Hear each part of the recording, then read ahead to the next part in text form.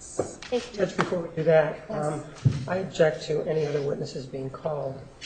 I don't know who this witness is. I was never given notice of them. I think the rules under any circumstances at least require an email or something to let me know that they're going to call somebody else. Additionally, I don't know, I wasn't given the opportunity to interview this individual, so I am asking that they be precluded.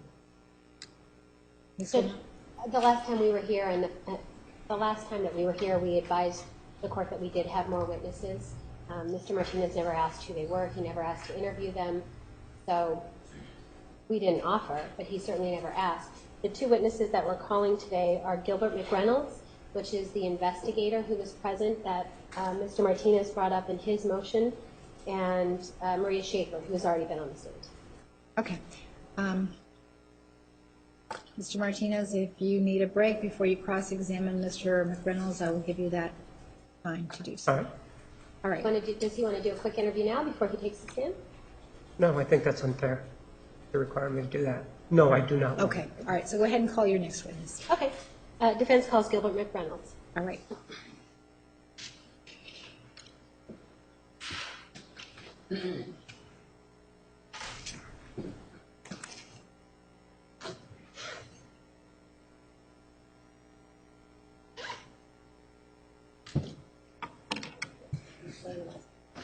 MC.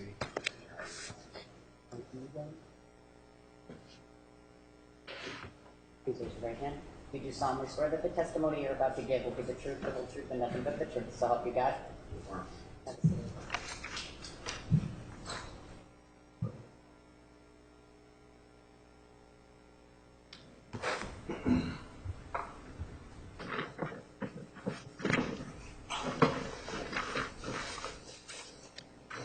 Good afternoon.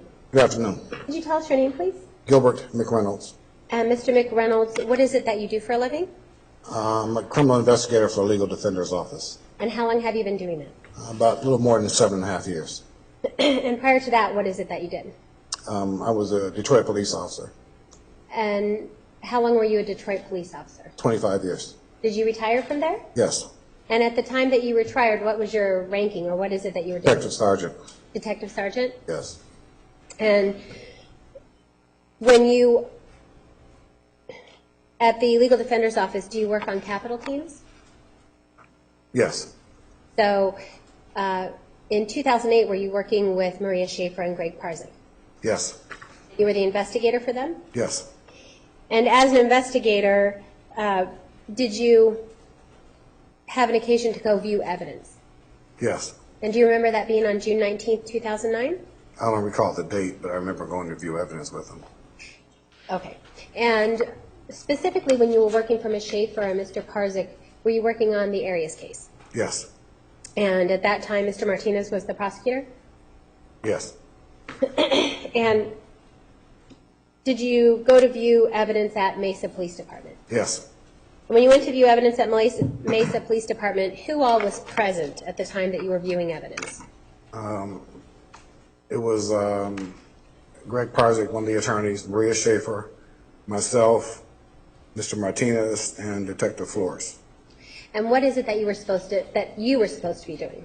Photograph the evidence as the attorneys told me, which ones they wanted photographed and documented. So would Ms. Schaefer or Mr. Parzik ask you to take photographs of whatever type of evidence they wanted? Yes. During the time that you were there, do you remember computers ever being brought out to view? Yes. And how were they brought out? One of them was, I remember being already there, and then another one was brought in. Okay. And who brought it in? Detective Flores. And when Detective Flores brought it in, at some point, did these computers get turned on? Yes. How many computers do you remember being turned on? I remember two. Two. And tell us about how that happened. Let's specifically talk about a compact Rosario, or it's a laptop is what we're talking about. Is that the one that was brought in? I think that's the one that came in second. The one that was, there was one already there that I know of. The one, So I don't know, I don't remember what make either of them were at the okay. time. Okay, that's fine. So it was Detective Flores who brought in the second one. Yes. Okay, and when was the first one already there in the room? I don't remember when it arrived. I don't. Okay, so you just don't remember when it came in? No. Okay. And you think both of these computers, what you remember is that both of these computers at some point were turned on? Yes. And who is it that turned the computers on?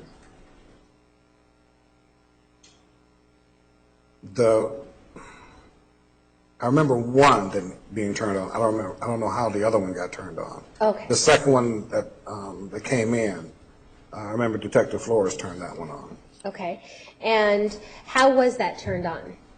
Did it need a cord or was there a battery? It needed a cord. The battery apparently was dead and it wouldn't start that way, so they found a cord and plugged it in. And who is it that found the cord? Detective Flores.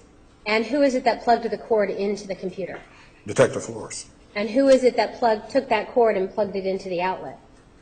Detective Flores. And then was it Detective Flores who then turned it on? I wasn't over his shoulder, so I can't say yes or no on that one. Okay. I don't know. Okay. And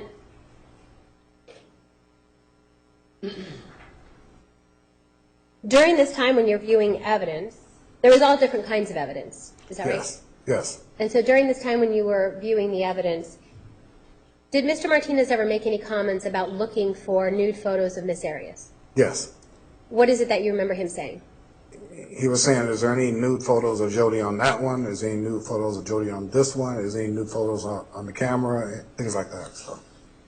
And this happened about 5 years ago, a little over 5 years ago, is that Yes. right? And how is it that you remember something like that? It was a different kind of statement to hear at an evidence viewing. And to hear it several times, it just kind of jarred me as being, this is a little different. It was different? Yes, totally. Okay. As a Detroit sergeant, as a detective sergeant in Detroit, did you do lots of evidence viewings? Well, yeah, Detroit, yes. So, and you were the police officer who was handling the evidence viewings, right? On my cases, yeah. Okay.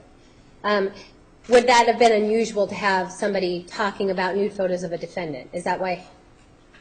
It'd be unusual, yes.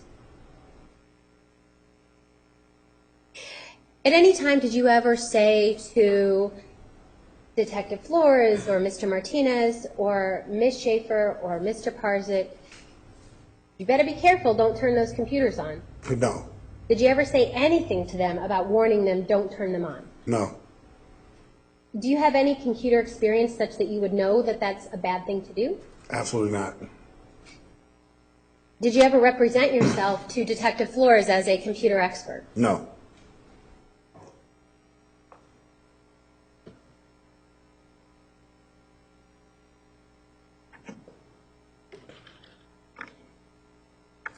I have nothing further. Thank you. Cross-examination. Sir, with regard to the comments, you indicated that you heard Mr. Martinez make some comments, correct? Correct. No time did you ever see him at the computer, though, did you? No. He never stopped there clicking and looking for anything, right? Even though he may have made those comments, right? No, I didn't see that. And you were there. How long were you there, sir? Hour and a half, 2 hours, maybe. Were you there for the full time or just part of the time? Part of the time. And about what time did you leave? I'm not certain. Right now I don't remember. I just know that they were still doing evidence stuff when I left, but I was done. When you left, was Mr. Parzik and Ms. Schaefer still looking at the computers or not? Yes. And they were the ones that were looking through the computers, weren't they? Yeah, as far as I know, yes, they were. And do you remember that Ms. Schaefer and Mr. Parzik were actually joking about what photographs they saw on the computer? Do you remember that part? No. You remember them joking about the defendant's computer and the photographs there? Do you remember what they said? No. I remember Parzik making some comments about wedding photos, but that's it. Pardon? I remember Greg Parzik making comments about some wedding photos, but that's all I remember about that. Were you there when they played an audio of the national anthem? Were you there for that?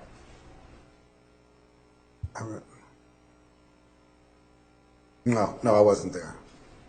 And you did indicate that Detective Flores did provide the cord or the power so that the computers could be powered out, at least one of them, right? Yes. Was it one of them or both of them? I remember one of them. I don't recall the other one. And the one that he provided the power source or the cord for, you know where he got it? No. And in terms of the computers, he wasn't the one that said, let's turn the computers on, was he? No. I've never heard him say that, no. No. That request came from Mr. Parzik and or Ms. Schaefer, correct? That I don't know. I didn't hear that part, so I don't know who stated turned them on.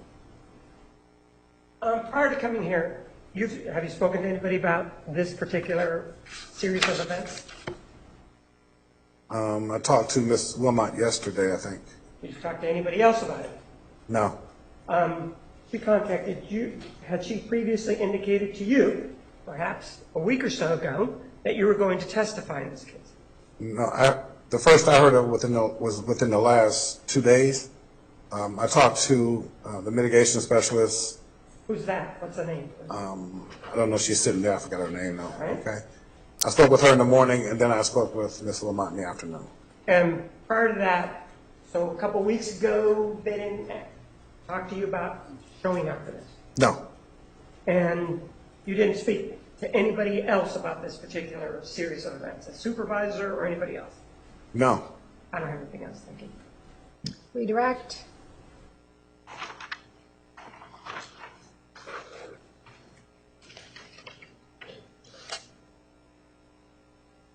So it was just a day or two ago that you first learned you would be testifying? Is Yes. that accurate? Yes.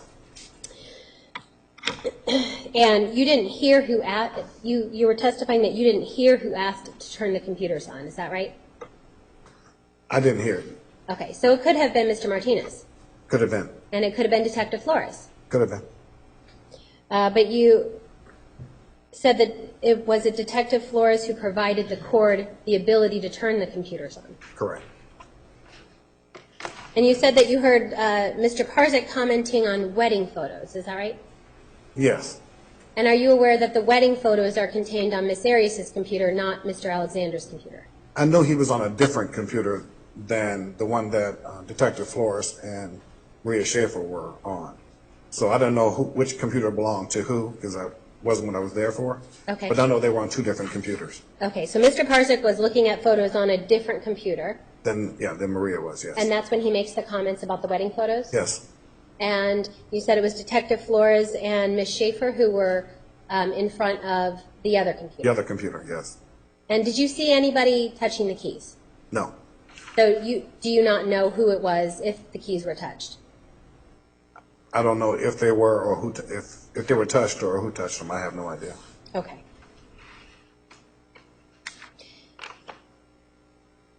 And did you leave early that day? I left before they did, yes. Okay. So at the time that you left, was the evidence still being looked at? Yes. And did you ever see Detective Flores package the computer at all? No. And at any time were you left alone? Were you, Ms. Schaefer, or Mr. Parzik left alone with the evidence? No. Okay. Thank you very much. Thank you, sir. You may step down. Thank you. Ms. Wilmot? Judge, can I have a moment to see if the other witnesses? Yes.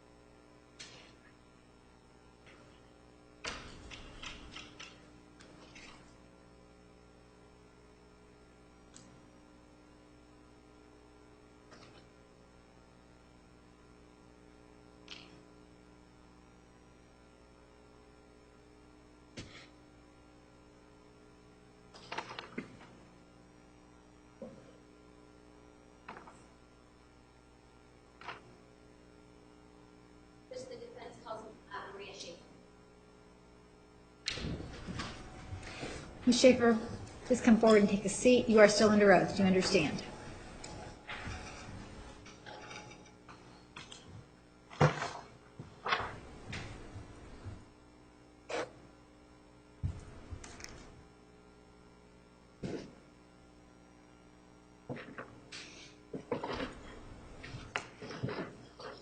Good afternoon. Good afternoon. Could you tell us your name, please?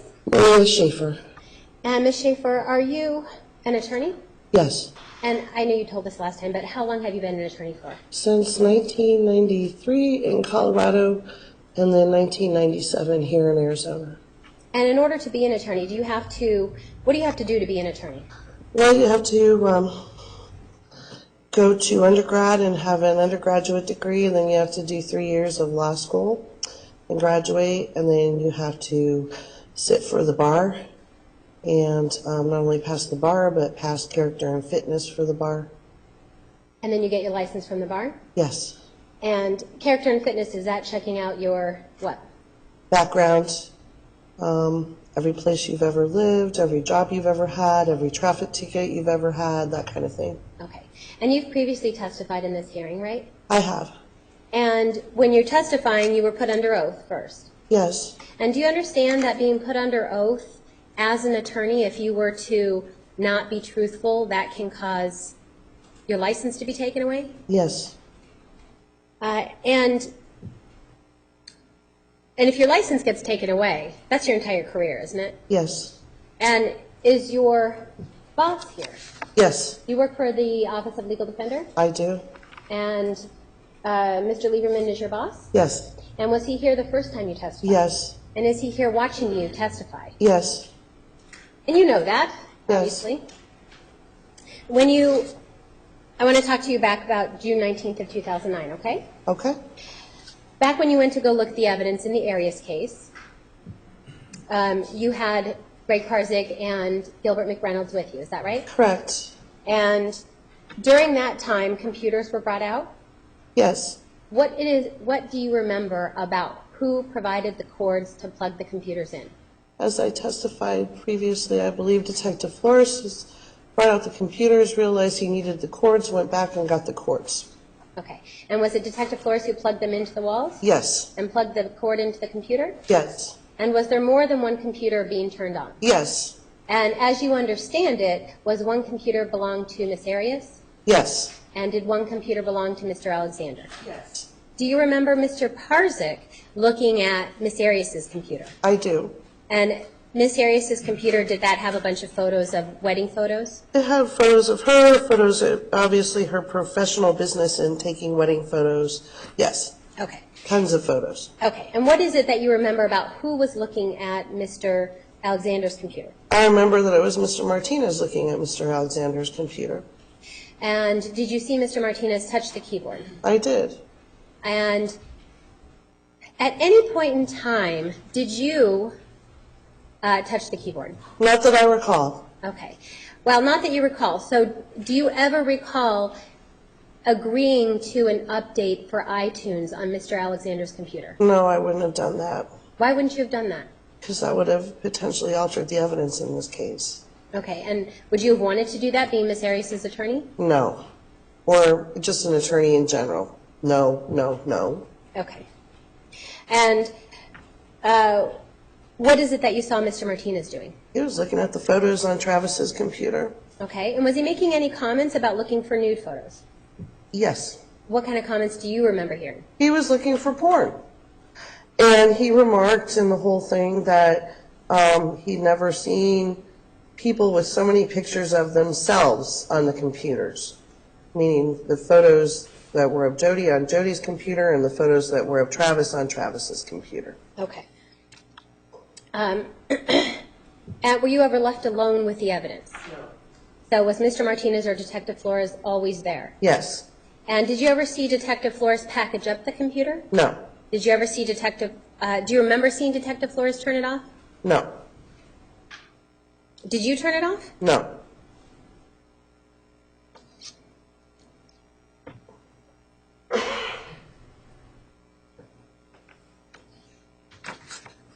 Is there any reason why you would have wanted to delete files No. from Mr. Alexander's computer?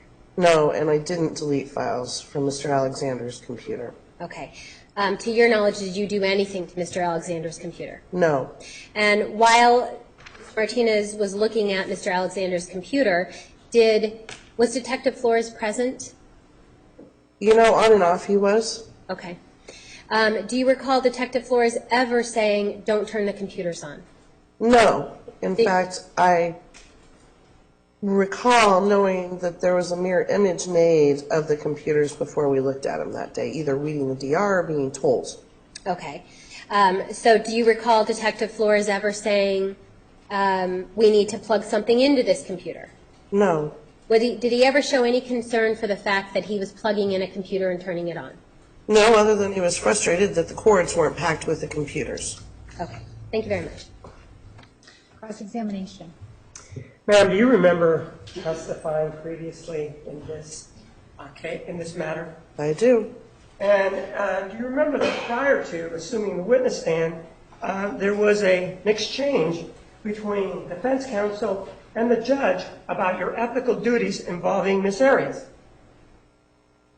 I don't know to what you refer, sir. I'm sorry. Do you remember having the judge order you to answer questions because the ethical duties didn't allow you to do it without her ordering you to answer questions about that event? Yes, sir. Well, ma'am, isn't it true that the judge had not ordered you or given you permission to speak before you spoke to Michael Kiefer of the Arizona Republic? I had permission from Miss Arias and her defense team to defend myself from your accusations in the press. Ma'am, isn't it true that at that time when you spoke to Michael Kiefer of the Arizona Republic, you had not requested permission from the judge to speak about this matter? Yes or no? Not from the judge. Right, from the judge. But you went ahead and spoke anyway, didn't you? I had permission from Miss Arias and her defense team. Did I ask you who you had permission from? Did I? Objection, Judge Badgering, argumentative. Sustained.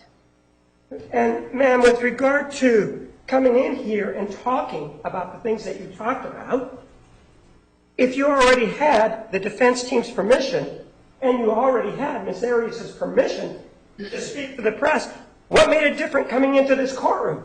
What was the difference? I wasn't subject to your questioning. What was it? So in other words, you can make whatever statements you want about that particular incident in your view, just because you have the defendant and her counsel's permission. I wasn't subject to your questioning in open court in an adversarial proceeding where you're asking for the death penalty, sir. So you're saying that because it's in court, that's what really sort of triggers those protections involving your ethical obligations. That's not what I'm saying, sir. Well, the ethical obligations that you have, they are in this courtroom as well as outside of this courtroom, aren't they? Don't they apply? Absolutely. And when you went and you spoke to Michael Kiefer of the Arizona Republic, those protections were still in place, weren't they? You were guided by the ethical rules, weren't you? Yes, sir, to tell the truth. In other words, you're saying you could talk to the press about this case as long as you just tell the truth, irrespective of whether or not you have a court order. No, sir, that's not what I'm saying. But you didn't have a court order when you spoke to the Arizona Republic reporter, did you? Objection, asked and answered, relevance. Sustained. Ma'am, the other thing is, not only that, you also went on TV, didn't you? I did, sir. And you spoke to them about this, didn't you? I did, sir. And it was prior to you coming into court and talking to the judge about your ethical obligations, wasn't it? Yes, sir. And in fact, you tried to encourage Mr. Parzik to do the same thing, didn't you? I did not, sir. You spoke to him about it, didn't you? We spoke about how to defend ourselves against the accusations that you were making with us allegedly altering the evidence in this case, sir. Did you read the pleading? I did, sir. When the prosecutor made those accusations, did you read the pleading? I did, sir. Didn't it indicate that there may not even be any altering? Did you read that part, or did you ignore that? What I saw, sir, is a pleading that you wrote that indicated that if there was evidence deleted in this case, that was caused by either Mr. Parzik or myself when we viewed the evidence back in June of 2009. That's what I saw, sir. And did it say, if any, if there was any? Didn't indicate that there was. Didn't it indicate if any alterations were done, they were done by you? It didn't indicate. Wasn't it equivocal? Sir, Yes or no? Did it say if any? Judge, objection, Judge. If it's not a yes or no answer, she should be allowed to explain herself. Can you answer the question? when I read that pleading, it implied that if evidence was deleted in this case off those computers, that it was done by myself or either myself or Mr. Parzik. And you were there, weren't you, on June 19th of 2009, weren't you? Yes, sir. And you were there starting at 2 o'clock, right? Or thereabouts, yes, sir. And the purpose was to allow you, the defense team, to take a look at that evidence, right? To view the evidence in the case. Right? To view the evidence in the case. That's right. And it was evidence that you and Mr. Parzik requested to view, right? We requested to view all the evidence in the case, Mr. Martinez. Are you saying now that you requested all items of evidence, not just specific ones? Is that what you're saying? Well, in this case, there was numerous items of evidence that was seized by the Mesa Police Department. My usual habit and routine would be to go through the impound sheets that were provided by your office and the police records and inform you of which items that we wanted to look at. So what you're now saying is you didn't request to see all of the evidence, did you, on June 19th of 2009?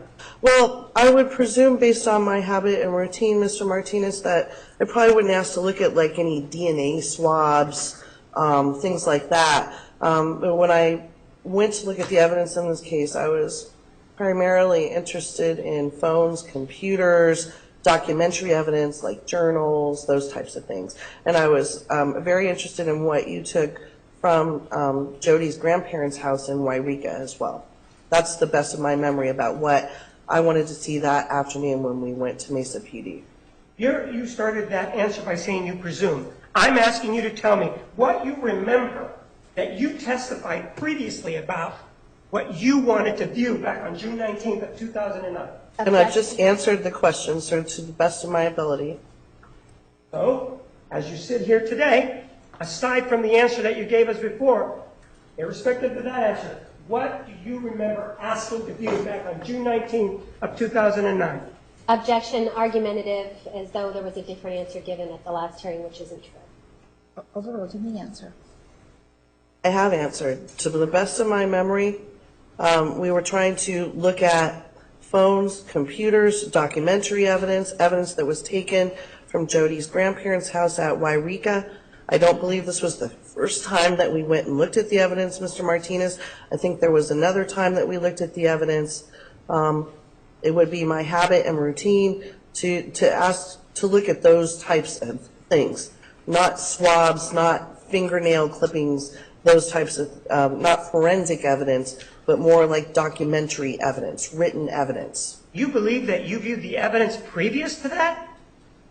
I believe that, sir. Yes or no? I'm asking, it's a yes or no. Do you believe that previous to June 19th of 2009, you viewed the evidence before? Objection, argumentative, whether it's a yes or no answer. Overruled. I believe we might have looked at some other evidence prior to June 19th. I know that we had been at the Mesa Police Department to interview police officers in the case prior to June 19th. So you're saying that you viewed evidence prior to June 19th of 2009. That's what you believe? Objection, asked and answered.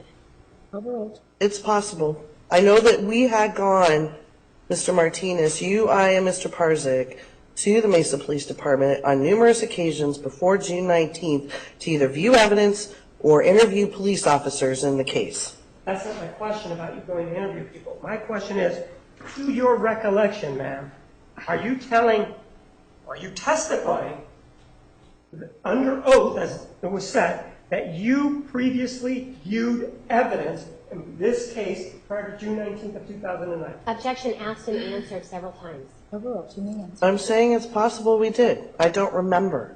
I know that we went to Mesa PD on several occasions prior to June 9th, 2009, Mr. Martinez, we all three of us did, to either view evidence or interview police officers. Why did you say when you started this area that you actually had viewed evidence previous to June 19th of 2009? Well, that's not what I said. You don't rate. I said it's possible that we did look at evidence prior to this. I said in explaining my answer, Mr. Martinez, that the evidence that was seized in this case was voluminous. It would have taken us, even if June 9th, 2009 was the absolute first time we looked at the evidence in this case, it would have taken us several additional afternoons to look at all of the evidence that was seized in this case. So you believe you went out there on June 9th? Whenever it was, when you're accusing us of deleting stuff from the computer. And you believe that the state is accusing you of tampering with the evidence? Absolutely, sir. Well, didn't you see a motion by the defense indicating that somebody had tampered with the evidence at the time that it was in your possession? I saw a motion, and I'm not really sure why this is relevant, but I saw a motion from the defense that accused you or Detective Flores of tampering with the evidence. And that was the date and time that you were viewing the evidence, correct? Yes, and then so you conveniently accused Mr. Parzik and I of doing the same. Yes or no? That's the date that you viewed the evidence? Yes. I don't have anything else. Redirect.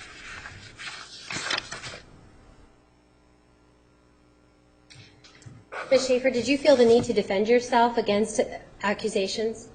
Absolutely. I've been practicing law in this jurisdiction for almost 20 years now. I do capital cases and murder cases. As a defense lawyer over the years, I've learned that the only thing that I have of value is my credibility and my reputation for truthfulness and being ethical. Both Mr. Parzik and I felt that Mr. Martinez's initial pleading in accusing us of altering or deleting evidence in a case as serious as this, or in any case, impugned our reputation. We discussed that, and as you know, we sought permission from both you and your client, Ms. Arias, to go to the press, to defend ourselves, and tell all of the facts about what happened in this case in terms of the evidence viewing back in June of 2009. And these motions going back and forth about the computer tampering, these were public filings, correct? Yes. So did you feel the need to defend yourself to the public? When there was a newspaper article in a national newspaper that said the Arias' former lawyers accused of deleting porn off a victim's computer, Mr. Parzik and I felt it necessary to defend ourselves, not only in terms of our reputation within the legal community, but our reputation for our current clients, our clients' families, for our office, the Office of the Legal Defender, for future clients, for future jurors that I might encounter. We felt that it was important that we got all the facts out there, not necessarily defending ourselves, but we felt that Mr. Martinez's initial response to your motion was misleading and false, and we wanted the general public to know that this evidence was viewed within the confines of the Mesa Police Department while we were supervised by both Mr. Martinez and Detective Flores. And as an attorney, do we all have ethical obligations? Absolutely. And as a defense attorney, do you have specific obligations to clients that prosecutors wouldn't have? Absolutely. And are you allowed to just talk about your former client's information without their permission? No. Do you need to get permission to do that? For the most part, yes. Or do you need to have a court order you to do it? Yes. And regarding all of us having ethical obligations, don't all of us have ethical obligations not to allege false allegations? Objection, relevance. Sustained.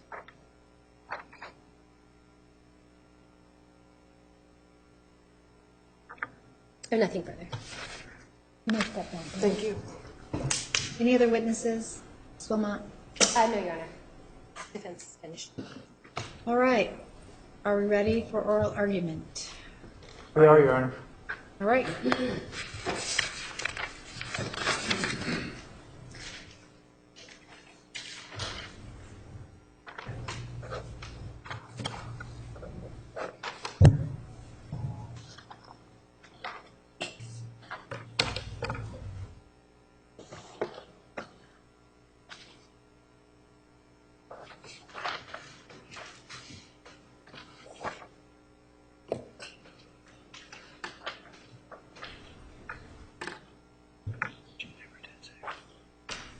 Oh, I'm sorry, I was waiting for you, Your Honor. Your Honor, the current, what we've called egregious misconduct that we've put in the last motion, the conduct that we've heard so much about over the past few days of evidence, and particularly today, deals with the fact that Mr. Martinez, based on the uncontroverted testimony of Mr. McReynolds and Ms. Schaefer, was on the computer looking for nude images of Ms. Arias. Why he was doing that, who knows? One can speculate, but we can't prove that, obviously.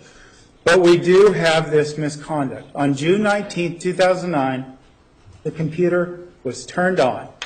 That also is uncontroverted, that the computer was turned on during this evidence view. There is certainly dispute over who touched the computer, who turned it on, etc. But ultimately, that is a distinction without merit because the evidence was in the custody of Detective Flores. It was his job to manage and maintain the evidence, and that is clear. But I want to keep in mind, before I go too much further into this current egregious misconduct, is that what spurred all of this, the beginning of all this, the genesis of all this, was a motion filed months ago. Because this misconduct does not exist in a vacuum. Months ago, we detailed the fact of this tale of prosecutorial misconduct that has infested this trial. This trial is more about prosecutorial misconduct than it has been actual evidence. We have the testimony of Detective Flores, the directly contradictory testimony of Detective Flores at either the Cronus hearing or the trial regarding the sequence of these injuries. Now, granted, we brought this to the court before. But again, prosecutorial misconduct does not exist in a vacuum. We also have, as we've detailed out and never been disputed during the course of this hearing, the fact that Detective Flores disclosed sealed information to his wife, and so she could tweet it out to the public about dismissed jurors, whatever it might be. That has been uncontroverted. That is also consistent. I remember during this trial a few weeks back, we had confronted with the idea that we went into chambers, there was some sealed information related to jurors, and before I could even walk out the door, there was questions from reporters asking me if I could confirm the statements of Detective Flores about things that had just happened in sealed proceedings that were all over in the news regarding the dismissal of a juror. He has a habit of doing this same thing. It's documented in the motion, and it's been documented by the actions in the current trial. In our first motion, we also document the harassment of Ms. Arias and her mitigation specialist by the Sheriff's Office. We even provided a DVD of the interview that the Maricopa County Sheriff's Office, in fact, Sheriff Arpaio himself, gave directly after this farcical story about Ms. Arias suing the Sheriff's Office and Nancy Grace about a faulty, leaky breast implant and having to say Pledge of Allegiance before she could be fed. Without even checking, without even doing as we documented in the motion, without even doing a modicum of checking that this typewritten motion could not have been written by Ms. Arias, she doesn't have access to a typewriter, and that the address on the jail was wrong, that it came from somewhere else. It came from somewhere else. The sheriff was on the TV, as documented by this interview, saying, well, Ms. Arias is seeking attention, this is a fabrication, et cetera, before the second trial began. And keep in mind, the case law tells us, as we've documented in this Carpenter v. Superior Court, the actions of the police department are not distinct from the actions of the sheriff's office. They're not distinct from the actions of the state. The actions of these two men are tied together. In infamy, in this case, in infamy, as a tale of misconduct. It is a woven tale. We also know that Maricopa County Sheriff's Office, the day that she was convicted, allowed a reporter from a news station to go in, transport Ms. Arias down to the basement of this room, and give an interview.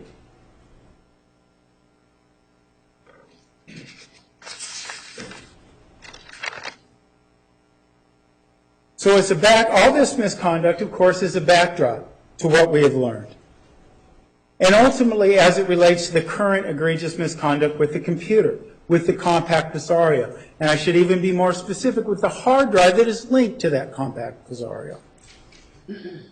Ultimately, the state, in their pleadings and the things they said throughout the course of this trial, has confessed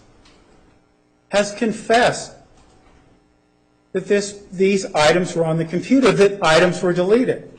Of course, initially they tried to went so far, and again egregious, accused Ms. Arias' former defense attorneys of deleting the evidence. I would ask you, what motivation would Ms. Schaefer and Mr. Parzik have to delete exculpatory evidence off the computer? They would have none. Who would have the motivation to do that? These two men. That's who. They've confessed, though, haven't they? They've confessed that there was pornography or links to pornography, a log of links to pornography, I should say, to be specific, on the computer. We heard from Detective Smith today about the image, the 2008 image. And we heard how that had the logs to the links to it on the computer, on that E01 image that they made initially. They were there. Well, what happened during trial?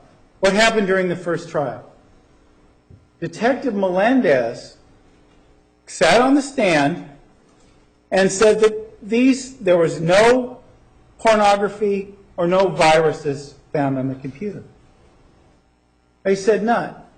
Now, yes, it could be that this wasn't a blatant misrepresentation. It could be just gross incompetence to the level that any computer case Mesa Police Department has worked on is suspect. Any case that Detective Melendez has worked on is suspect, because we've heard from both from Detective Smith, working with Detective Brown, and we heard from Mr. Neumeister. There was a plethora of pornography on this computer. And whether it came from viruses or it came from Mr. Alexander's actual searches, it was there. And its existence was denied, and blatantly denied. And it was done so in a way that infested the trial with prosecutorial misconduct. The state now says, well, we should be able to continue to pursue a verdict of death that is based on testimony that is untrue. That's what they're saying to you. We believe that, one, that they should not be allowed to continue such a pursuit. Not only that, but the case itself should be dismissed. Well, let's think about this infestation of prosecutorial misconduct. Ms. Arias, during her testimony, testified that on June 4th, 2008, after the first sexual rendezvous with Mr. Alexander, that they went down to the office, the Stanner office, and that the laptop computer was there, and that Mr. Alexander tried to view pictures that they had taken together of their travels. The fact that Detective Melendez hadn't found anything on there, any porn, any viruses, was used to call Ms. Arias a liar. Of course, we have to realize, too, whether the pornography was there by a virus or because Mr. Alexander sought it out is immaterial to what Ms. Arias or anybody would have saw, because all she would have known that it was on there, period. Investigation could have been made to how it got on there, but we are now doing that years later because of the misrepresentations. But let's also face facts, too, of this computer, and the computer that was touched on June 10th, as it was touched on June 10th, days after Ms. Arias saw the virus on the computer. You saw, I don't need to refresh the court's recollection, it was seen this morning, and it's in evidence, the Mesa PD evidence manual, and how it should be handled, and how computer evidence should be handled. Detective Flores, in a murder case, a homicide case, you didn't know it was a death penalty case then, in a homicide case, is apparently walking around the house, and he wakes up the computer.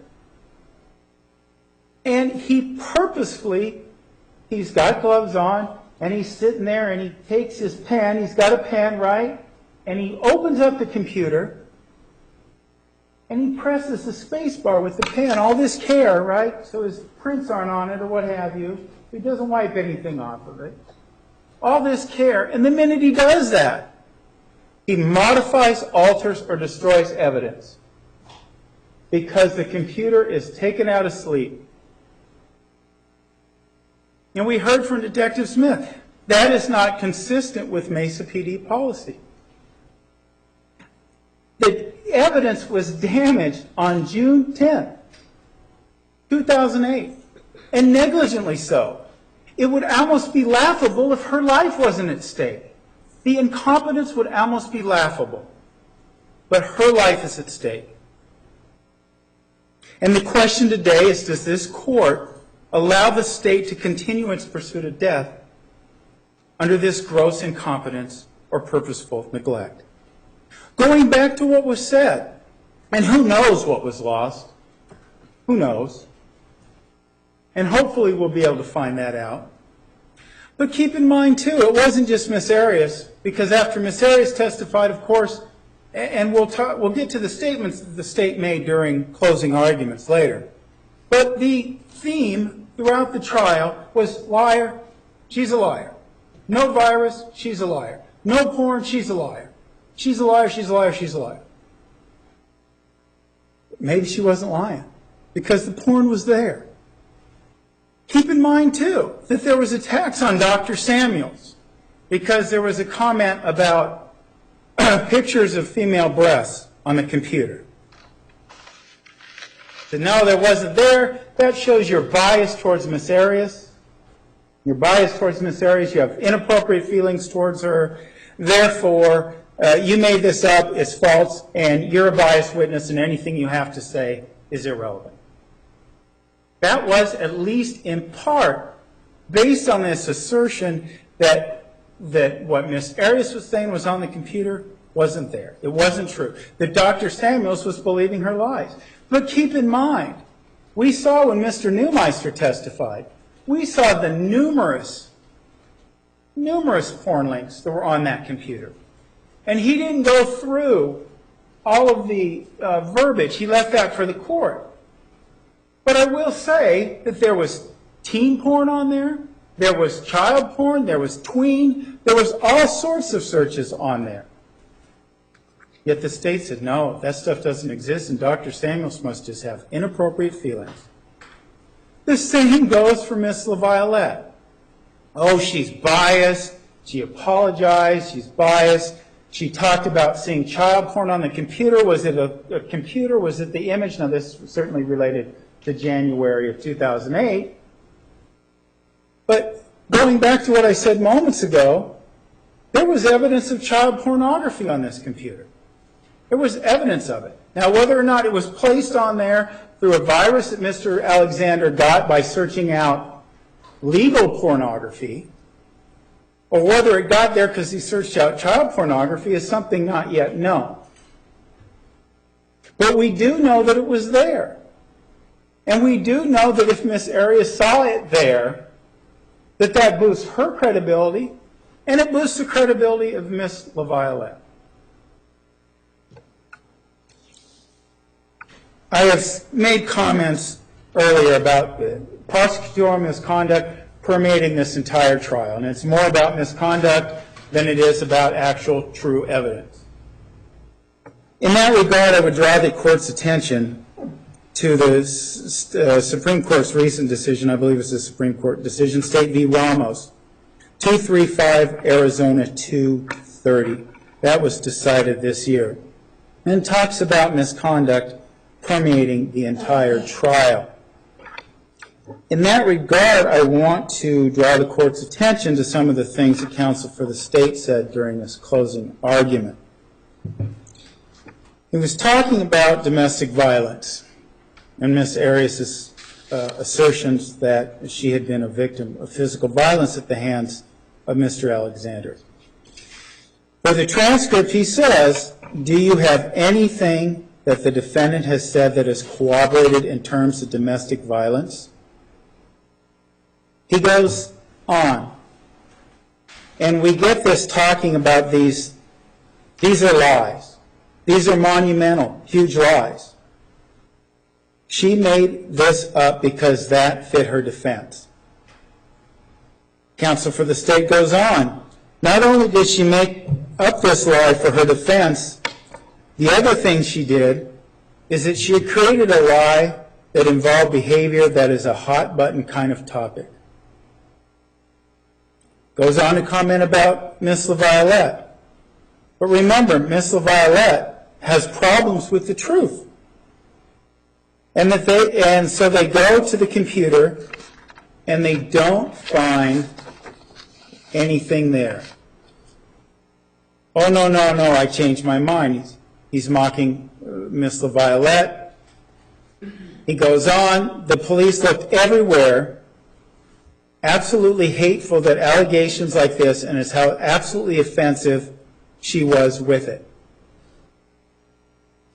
However inartfully worded, the state is saying, well, these allegations are baseless. The police looked at everything, and there's no evidence of this. But if the court were to go back and look at Mr. Neumeister's report and look at his working drive, his working copy, they will see that there's child pornography. You will see that there's links to child, or a log of links to child pornography. I want to be specific. And that brings up another important point. What the state has put forward throughout the course of this hearing is much ado about nothing. It's smoke and mirrors. Because ultimately, Mr. Neumeister took an image that they have of 2008 and of 2009, both of which evidently per Detective Smith and the work of Detective Brown show this log and links of pornography. And the state has come forward and tried to distract this court, as it does in trial, and try to say this working copy, this working drive that Mr. Neumeister has been working on, his work, his report, is somehow something that was altered. No, the porn is there. The child porn is there. The links are there. It's all there. All this stuff was there when the state said the police looked everywhere. Remember, Mr. Neumeister said it was like an aircraft carrier, that you couldn't miss the pornography, that it was blatantly there.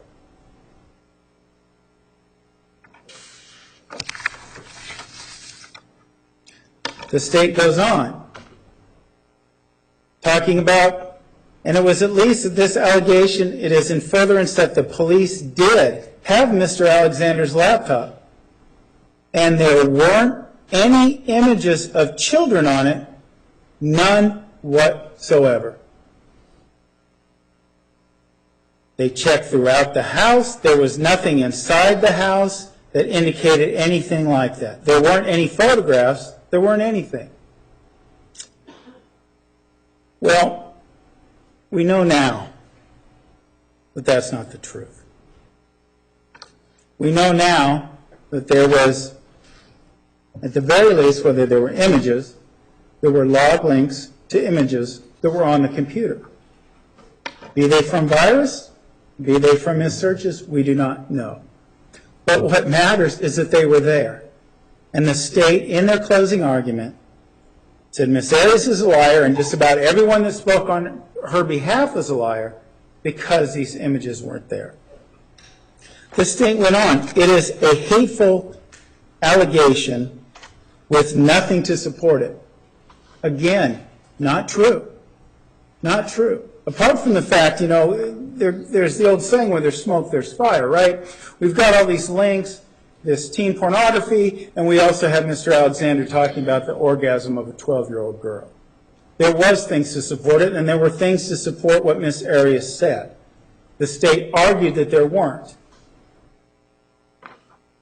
It is so easy for her to get on the witness stand, says the prosecutor, as you have seen, and lie. And this is really the pinnacle. Well, what the state is calling a lie, we now know there is evidentiary support for her assertion. It also talks about that Miss Arias's the physical abuse and the fact that Mr. Alexander was interested in little boys and girls, according to her. And this goes on as it relates to what it's telling you, as it relates to the porn again, there is that you ultimately decide whether or not this person here, who is the epitome of a liar, that's what the state said, that she was the epitome of a liar.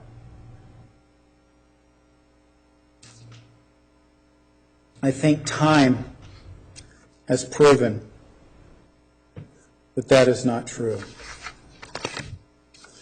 But again, we have a conviction.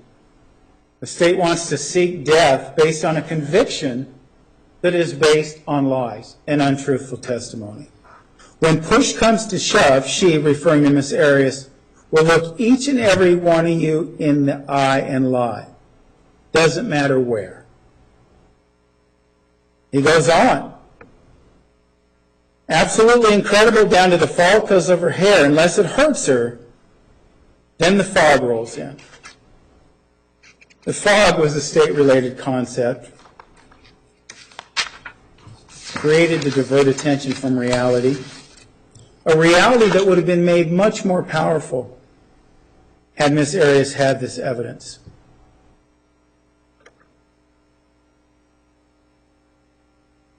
She says, he goes back to, again, talk about Alice the Violet. For example, Alice the Violet, she had a motive to lie. I mean, maybe perhaps it was a reputation that she was interested or things like that. But again, there's evidence to supporting the idea that there was child pornography on this computer.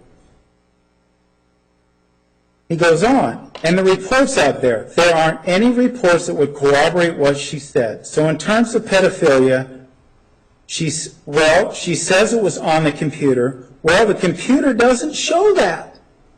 The computer doesn't show that. Now, Your Honor, I would ask rhetorically, where's the epitome of a lie?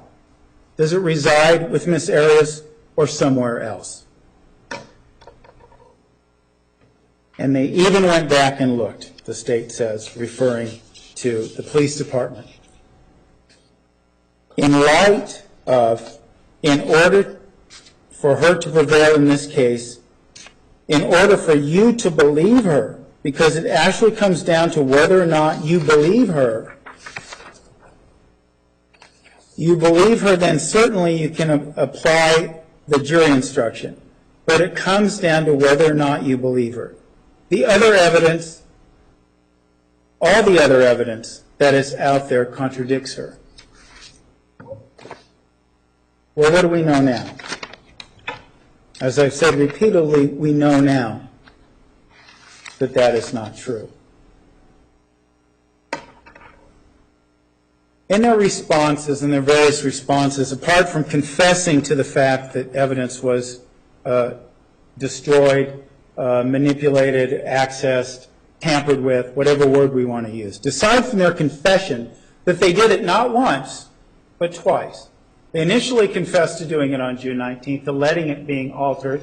Depending on whose version you believe, Mr. Martinez was looking for nude pictures or Miss Arias. On the state side, they're saying Ms. Schaefer and Mr. Parzik were manipulating this evidence. Be that as it may, we know that it was in state's custody, and it would never, it's not plausible to think that a detective would let the defense attorney, oh, just come on in and go ahead and do whatever you want to the evidence. And that's what the state is asking you to believe. The one point the state did make in their motions that is true is that Ms. Arias cannot move for a new trial at this point. She cannot move for a new trial until she's sentenced. That is true. And it's also true that this issue could be a matter for post-conviction relief if it were discovered later.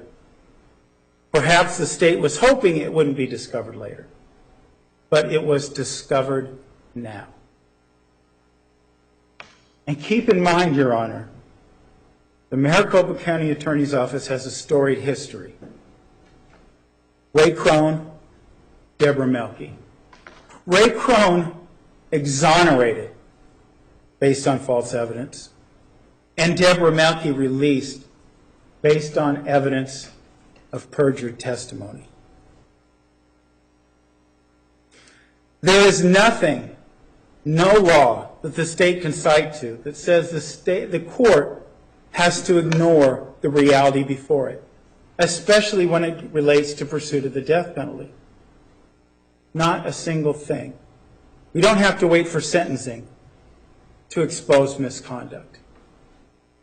The state is asking this court to allow this continued pursuit of the death penalty when the conviction itself is based on untrue testimony, be it incompetence or be it purposeful destruction of evidence. But the other important point is as it relates to the timing of all this, and as it relates to the death penalty, is mitigation.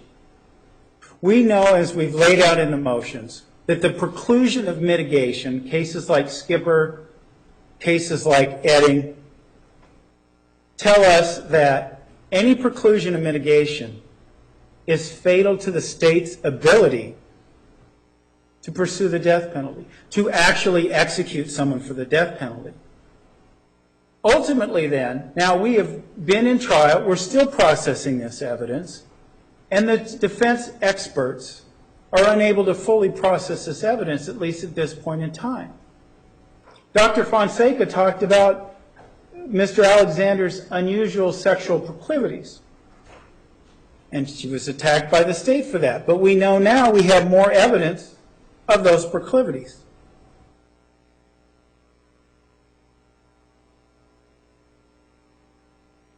Ultimately, all the mitigation that was on that computer, of course, all the mitigation that existed on 610, when Detective Flores manipulated the evidence, all the evidence that was lost on June 19th.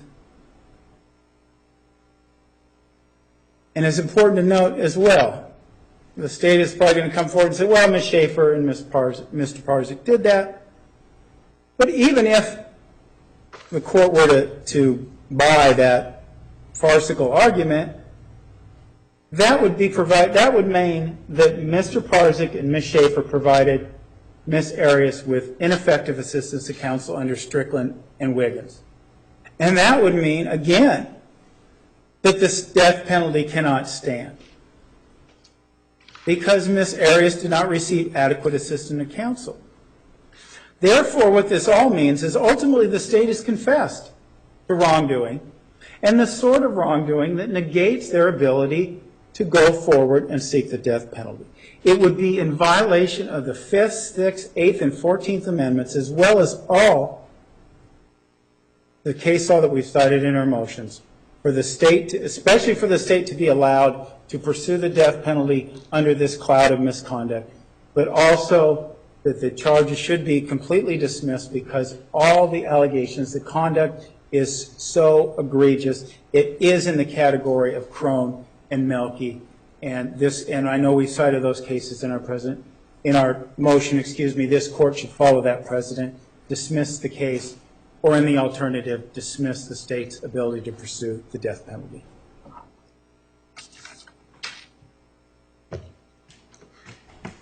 Mr. Martinez.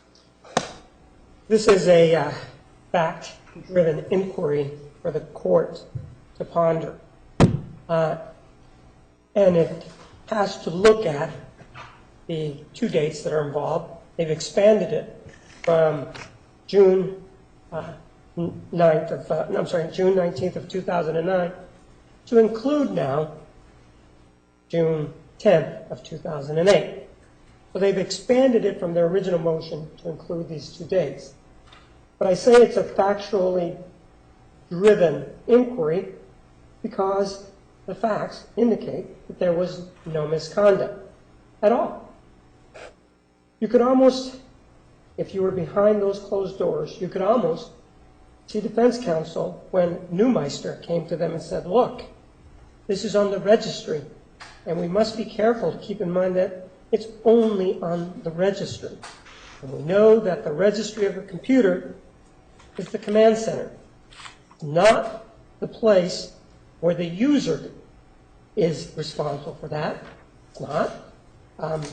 Detective Smith, as he told you, this particular area, the registry, is where the computer talks about these particular sites. The internet history is otherwise, and they can continue to try to make this one of those cases that is fraught with emotion and scream or loudly at the top of their voices proclaim that there were child porn sites that were accessed. But then they sort of tail it off and say, well, maybe they weren't accessed. Maybe it was the activity of the porn sites. What the comment was, be it from a virus or be it from the actions, those porn sites were listed on the registry. But those weren't porn sites listed on the registry. And the example given by Detective Smith is that if you clicked on them, then you wouldn't go anywhere because that's not what was going on. If Mr. Alexander had actually been accessing them, it would be in the history of the computer. You'd go there, you'd click on them, and you would be able to come in and say, this is the site that he went to, this is when he went to it, how long he was there, those sorts of things. But the registry is not that. And we don't concede, for purposes of this motion, that whatever Neumeister says is true. This is an individual you have seen that has a problem with the facts in this case. But to get back to Neumeister, as he proclaimed this to defense counsel, and remember, he's the same guy that initially said he went 3 times out to the Mesa Police Department to take a look at this laptop. Then he said, no, it was actually 2 times that he went out there. And he said he went back because he wanted to see if he was correct because of all the porn that he saw. When he was questioned initially about the first time that he went out there because he changed it to 2 times, he said, well, no, he went back and forth. Did he get an image? Did he not get an image? Did he get a clone? Did he use a right blocker? He went back and forth. Finally, he admitted that he did have an image. And this particular image that he was talking about, well, it was compressed and it was encoded. He was asked if it could be unencoded or decoded, whatever the term is, said yes. And he was ordered by the court to turn it over by Friday. He didn't do that. It's now been close to a week, and he still hasn't turned that over. There's a history with this individual, and that's what they're basing their argument on. There's a history with this particular individual that he provides something, and he says it purports to be something, and it turns out to be something else. Detective Smith detailed for you the first image that he received was to Tony's computer, and they claimed that that was what we needed. The second one that they gave you, well, no, that's a working copy. That's different from the second, from the third, and the fourth. The hash values are different. He's giving us different things. He's not giving us an image of what he purports to obtain so we can verify and check his work so we can see what actually he saw, which is what's important in this particular case. Raised his arms, said, oh, to the prosecutor, you're stupid, and then said things like, you know, you already have it. Take a look at the Lonnie Dworkin image, or you have the one previous to that. Go ahead and take a look at that. But always avoiding giving over what we are looking for. And that's something that I ask you to consider because it shows that he's a shady character. That's what he is, just making things up as he goes along. And that's something that I want you to consider. And this individual, to be kind to him, who was inconsistent, clearly went to defense counsel, and they told him these things. You could almost feel the glee in that room, knowing that they thought that the state had somehow manufactured evidence. back on June 19th of 2009. And they filed their motion. I don't know if they filed it with the Arizona Republic first or with the clerk of court, or who they gave the copy to first, because they filed it with the clerk of court. But immediately, headlines, Travis Alexander and porn sites and all of this involving prosecutorial misconduct. But then the air started to leave that balloon because they forgot to check. And as I said, it's a fact-driven inquiry. They forgot to check who had that computer, who had actual possession of that computer on the date that they originally alleged, June 19th of 2009, who actually had that computer. Yes, this detective checked it out approximately 3 to 4 minutes before 2 o'clock, but he didn't check it out for his own needs or his own ends. Everybody agrees, there can be no dispute, that this was done for the purpose of defense counsel. No one can disagree that the computer was checked out so that Gregory Parsec or Maria Schaefer would go and take a look at this computer. And they admitted as much.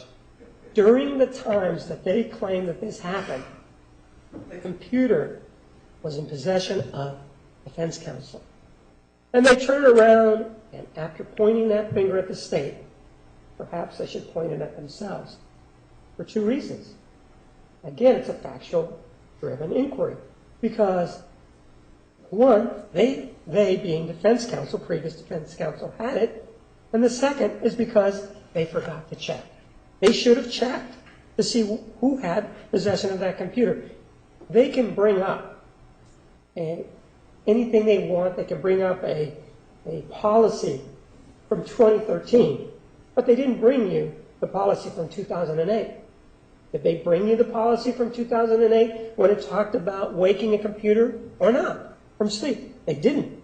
Oh, they said, well, you know, he lifted the computer up and then he touched it. There's no indication of that. This detective indicated that he took a pen and he touched the key. The reason that he said that is because the photograph showed that the computer was already open. So when this is the argument that they make, it's not factually driven, it's emotionally driven, and it's not based in fact. Maria Schaefer took the stand, and all I can say about that is that initially before she testified, she indicated to you that she had an ethical duty and needed an order before she could talk about this case. She doesn't need an order to go talk to Michael Kiefer of the Arizona Republic and doesn't need an order to go talk to Channel 3. Somehow, the ethical duty, in my view, if a waiver is needed, it's needed for all purposes. I don't know what the ethical rules say. All I'm saying is that it's okay for her to talk to the media, but it's not okay to come in and talk to you without an order from you. Additionally, you saw her mannerism in testifying. That's all I need to say with regard to what she remembers and she doesn't remember. It's clear that she's upset with the prosecutor and she thinks the prosecutor was indicating that somehow they had maliciously and with intent gone in to change what was on the computer. That's not what the written word says. And you have that in front of you, and you know what that says. One of the things that they also pointed out to you was that the defendant was called a liar over and over by the prosecutor. You don't have to go too far, Judge, to take a look at the testimony of L.C. Micho Fonseca, who just testified here. She was the previous witness to testify. She said, you know, the defendant's a liar. That's what she said. And, you know, I can't really rely on what she says. So when they proclaim to the heavens, or wherever it is that they're proclaiming that the state called her a liar, well, their witnesses are calling her a liar too. So it's not the state that's doing it, it's what some of their witnesses are also saying. They also, again, and this is, as I said, a factually driven sort of inquiry for you, in terms of the computer, they say to you, well, you know, we've already established that it was in their possession during the time when these modifications occurred, and it was at their request. But they said at that first trial, the state presented evidence that there wasn't any porn. Well, you were there too, and that's a good thing, because you can also go back in your memory and remember the testimony of Lonnie Dworkin. And I don't need to read it to you, because I know that you remember when he said there wasn't any porn on it either.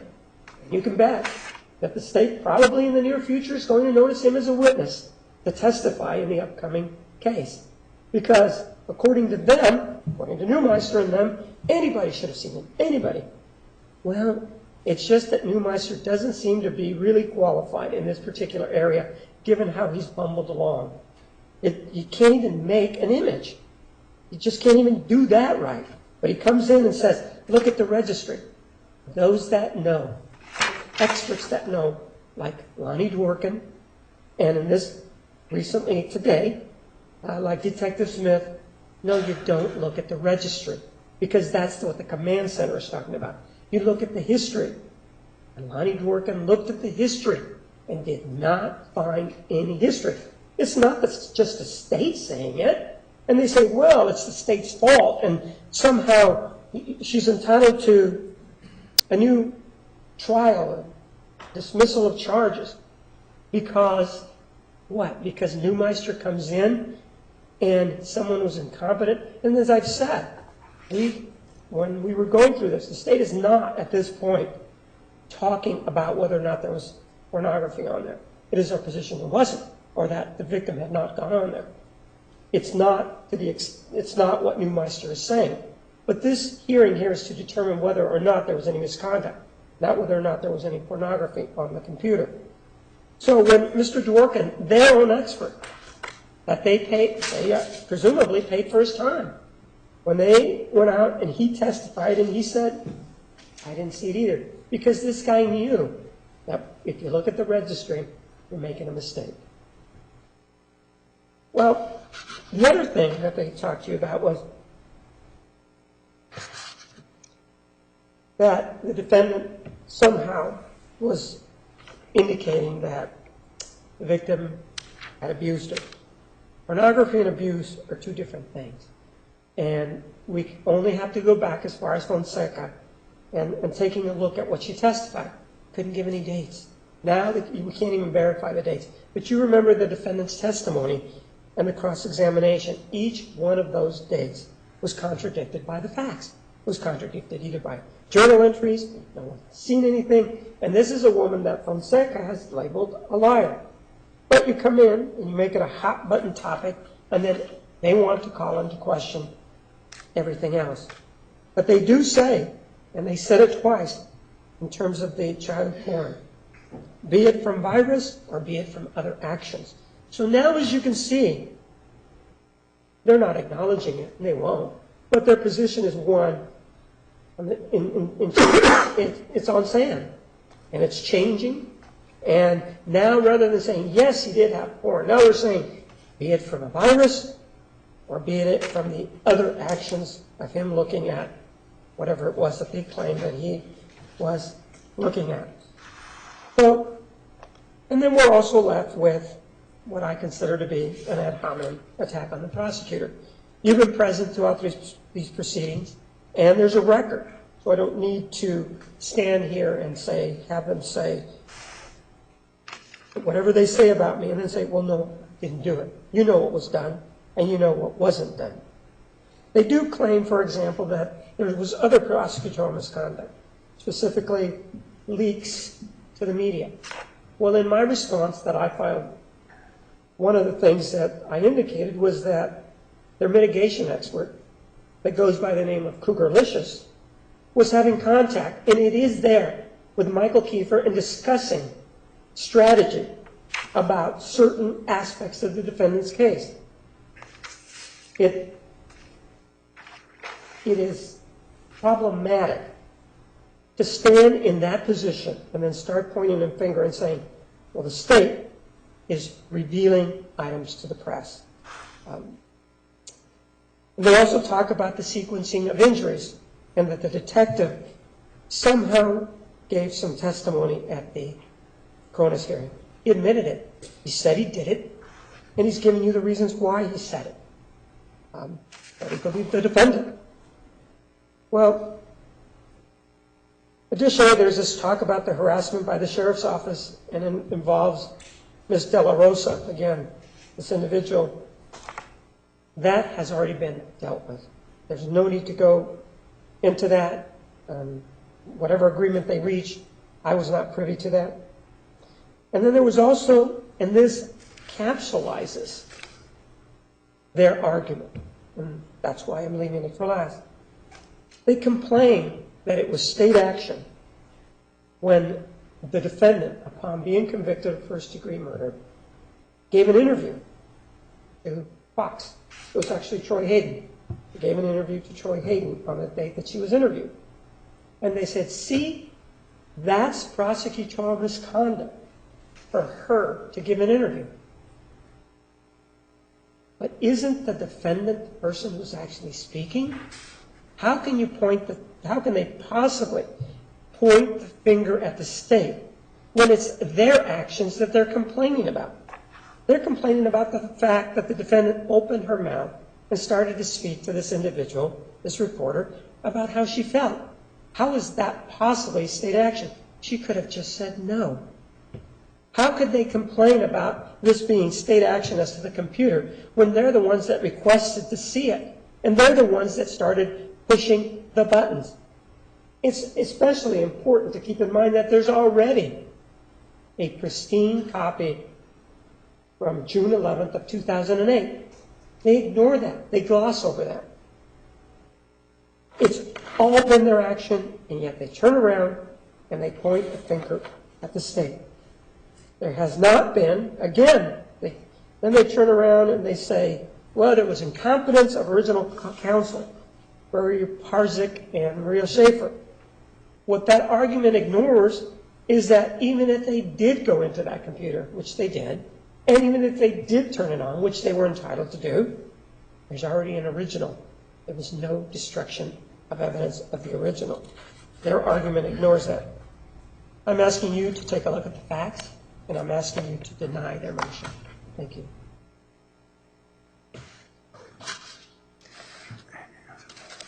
I think we're going to need a brief recess. How much do you have? Oh, I have a while. All right, then we're going to take a recess. All right, 10 minutes, please.